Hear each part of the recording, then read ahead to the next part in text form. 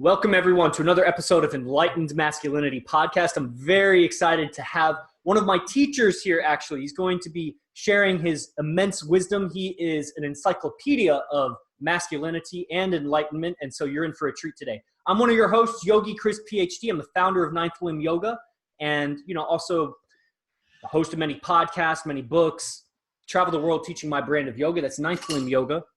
And Ninth Limb Yoga sponsors this podcast, so shout out hashtag to Ninth Limb.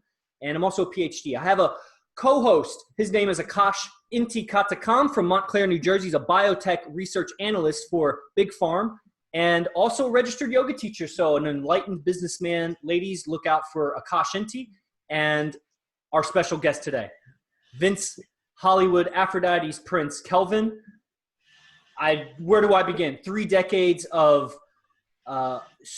intense study into the female nature, into dating, into pickup and seduction, and a long history of language studies, communication, hypnotherapy, and before that, even a professional musician, life coaching, business coaching, success coaching there in Los Angeles, California. I mean, this man is the poster child of the American dream, and he's got a really cool pink mohawk right now. So welcome to the show, Vince. Kelvin. What's going on with you, brother? I'd like to do one thing first, of course, to thank both of you. You know, the dynamic, the synchronistic effect of minds gathering with the same intention. There's no telling how far it can go.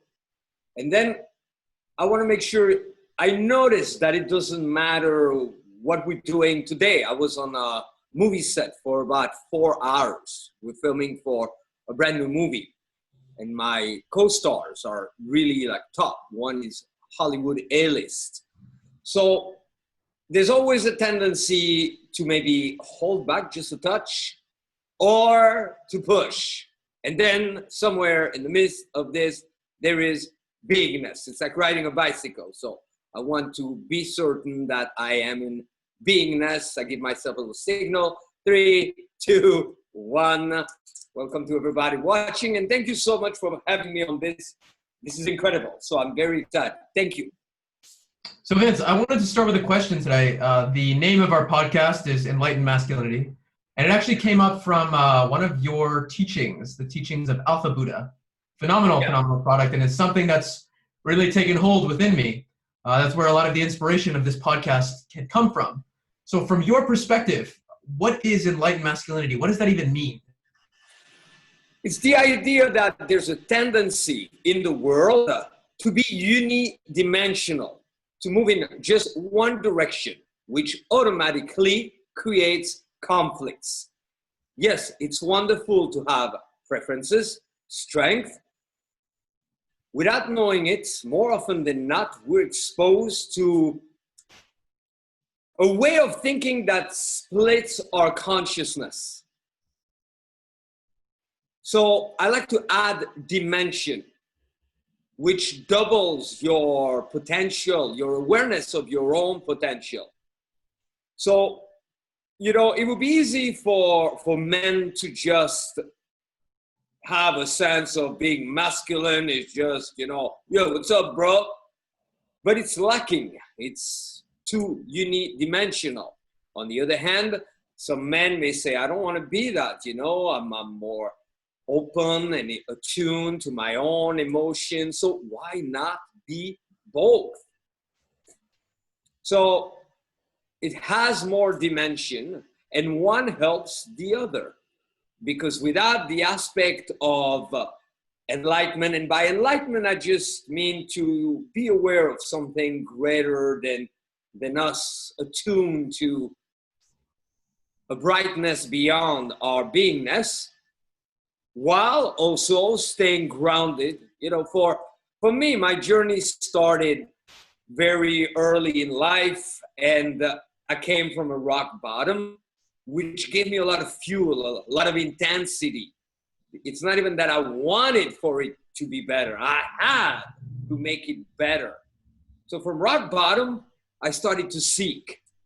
And I was inspired by one of my first teachers, Tony Robbins. I'm sure you heard the story, read 700 books. So I wanted to get my hands on as much material as possible. But rapidly I noticed that they were almost two camps, two sides. On one hand, people would go like, you got to go for your goals, you know, you got to get it.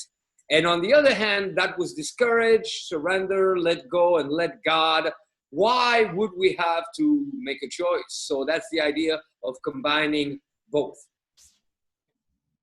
Wow. So I definitely see what you're saying, just like word play almost. It's like the balance between the two. And it's such a delicate, you know, it's almost like, man, how do I describe what you just said? That's so incredible. You know, the balance between, like in yoga, we might say something like, this is a trendy phrase. They'll say like effortless effort, or be the balance between being careful and careless. And you're saying, it sounds like something like the difference between being, you know, a force to be reckoned with and being kind of surrendering to the circumstances and accepting it as it is. Am I understanding that correctly? It's beyond understanding. You're refining, fine-tuning it. Wow. I feel bad. My girlfriend's sitting on the floor. Grab a chair and come for a bit. I know you're going to have to go soon, although we don't really have a chair anymore. I can stand on the ladder. It's going to look like a photo shoot. Well, Vince, will you talk about some of the different dimensions to masculinity itself? What are some of these dimensions? Is it just I think you hinted at it a little bit of like the guy who's like, oh, hey, what's up, brother? And then the balance, if you will, of being more in tune with things. But are there other dimensions to this, or are these the only two? One thing that I like to do is to never hold back with new realizations, because it presupposes, it recognizes that there's always more, okay? So first and foremost, before women start to think that this is like for guys, by guy for guys, there's a dynamic, the masculine and the feminine, okay? Now, first there are genders, men, women. Second layer will be the mannerism, you know? So some men their mannerism can be a little bit more like that of women, softer touch, or vice versa. There's all the combinations. Imagine a third layer. That third layer is sexual preferences. Okay?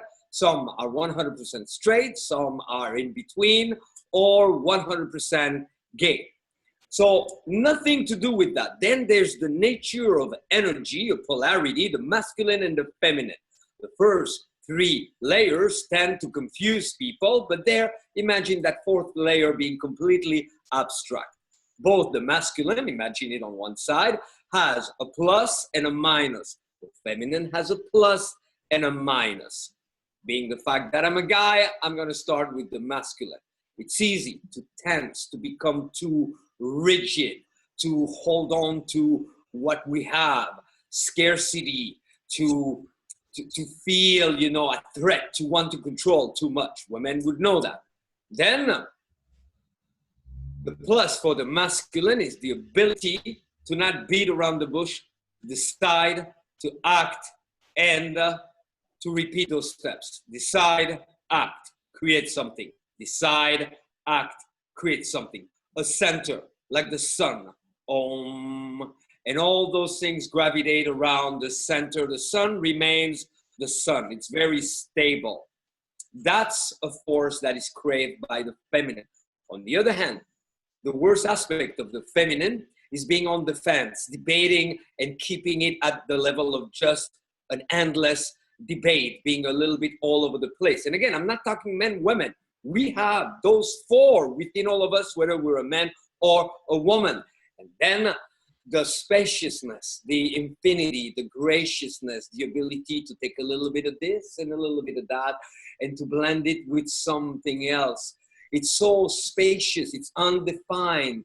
It's a rhythm that doesn't really have a set pattern in it, okay?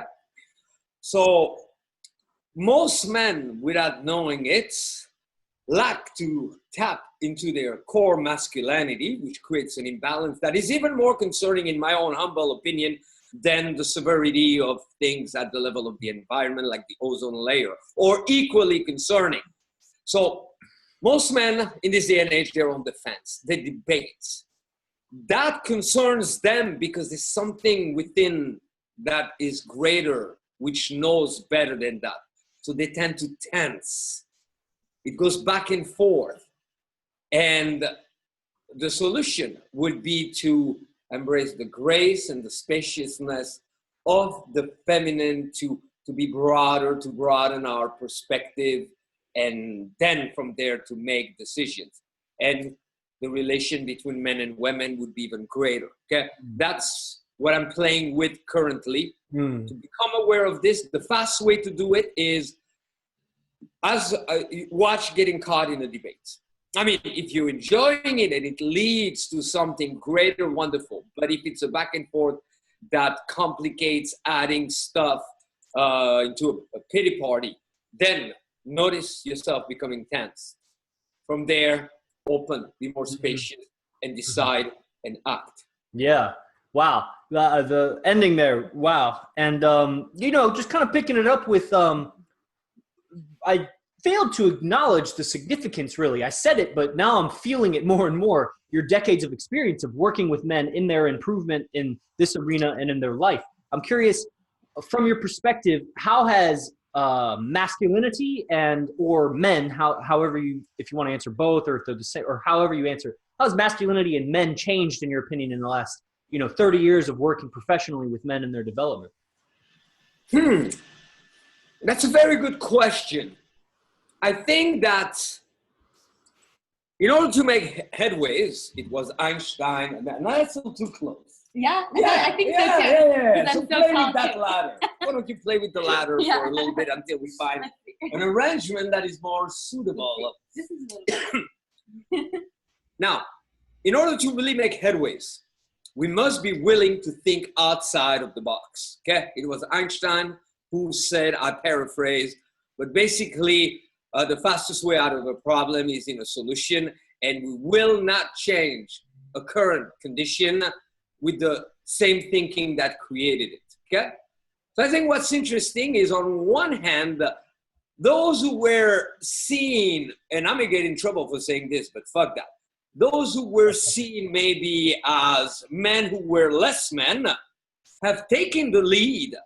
For example, let's say a cross-dresser or a transgender. They have had the balls to say, no more, this is our choice, and we're going to affirm it, and we're fighting for it, which is, in a way, a very manly thing, okay? On the other hand, I think that there is also an evolution where we're moving away from that false sense of being a man and you have to do your best to be perfect and never show any vulnerability. The concept is pretty appealing in itself if we're on a completely different planet, but it's lacking the understanding that we are, again, multi-dimensional. So there's a part of us, the human experience, so much at stake with very little instruction, that it's totally understandable to be kind of vulnerable. So I once heard this guy, he had a pardon. He was on death row and he got a pardon. And then he became kind of a speaker. Me, if I hear of that, I don't know, but you hear the guy was like on death row and now he's talking about his experience. You got to hear that, okay? I remember he said, I tried to express my power with violence, guns. I murdered people, but I didn't know true strength and power until I discovered humility. So I thought, wow, the willingness to be humble, the willingness to accept one's vulnerability, humility and vulnerability. So that's one aspect, but if we do too much of that, then again, it's a pity party.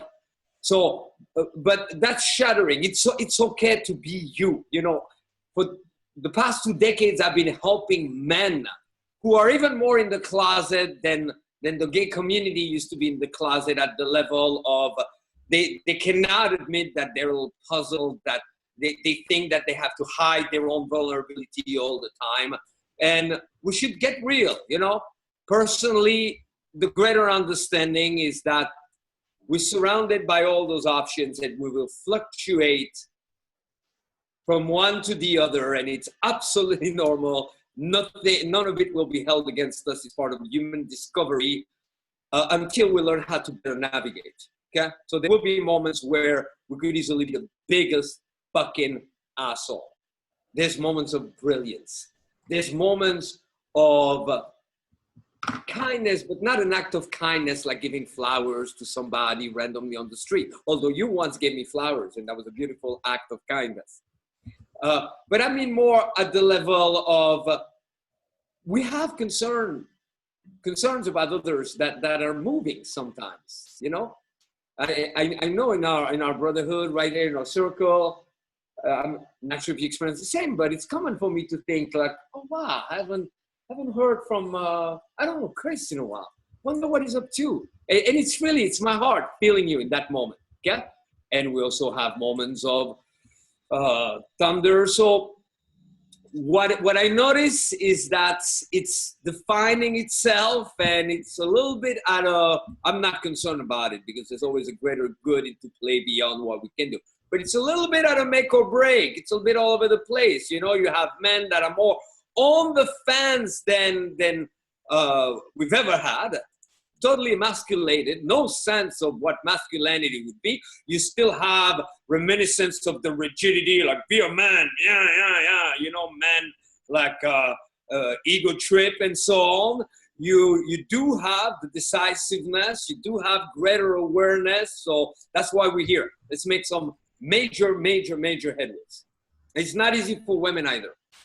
And women crave that masculine. In conclusion, you know, they can say whatever they want. At first, they will deny it, but in the long run, basically, imagine the greatest father, the greatest, whatever a man could be to you as a woman, a father, a brother, a lover, a crazy ass, wild fuck, whatever it might be.